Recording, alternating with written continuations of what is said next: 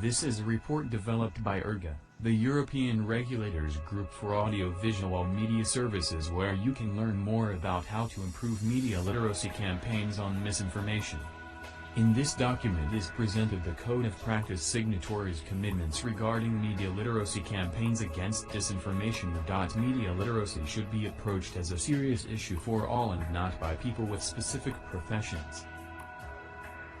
In the first part, you can read about to what signatories commit according to the Code of Practice on Disinformation and while going on. In the second chapter, you can find details of the topic of media literacy campaigns that have already been implanted by ERGA in previous years.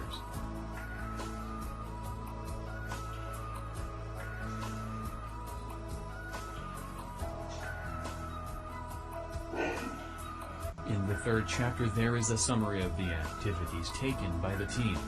First, we see the interviews conducted with media literacy experts. Here are the questions answered by the interviewees, and then are presented the names of the experts involved in the process. You can then read about the summarized interventions of the interviewees and some examples of efficient and good media literacy campaigns done around the world and in Europe. These campaigns mainly focus on media literacy, fake news, critical thinking, how to check the resources, and many others. In the fourth part of the third chapter are presented the activities undertaken by the code signatories. Here you may see some activities taken in Google, Twitter, and Facebook.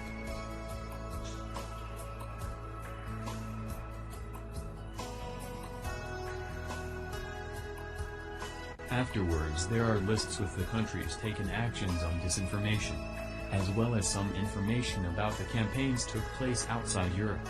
Details of the target groups, as well as the topics of the campaigns.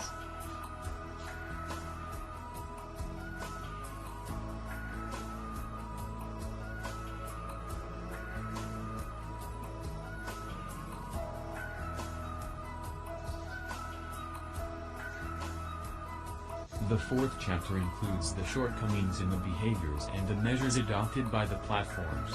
Most of the campaigns designed to counter disinformation develop the digital competencies of youngsters, or elderly people, some face-to-face training sessions, and meetings.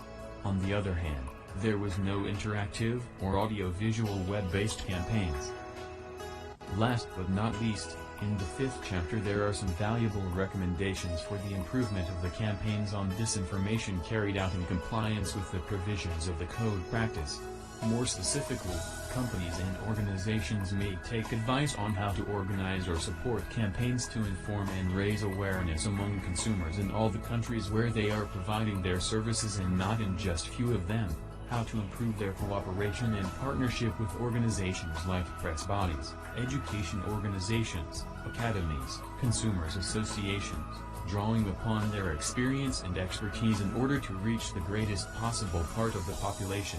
Also, how to take steps to cooperate with governments, regulatory authorities and relevant state institutions who deal with media literacy in attempt of creating systemic approach to disinformation.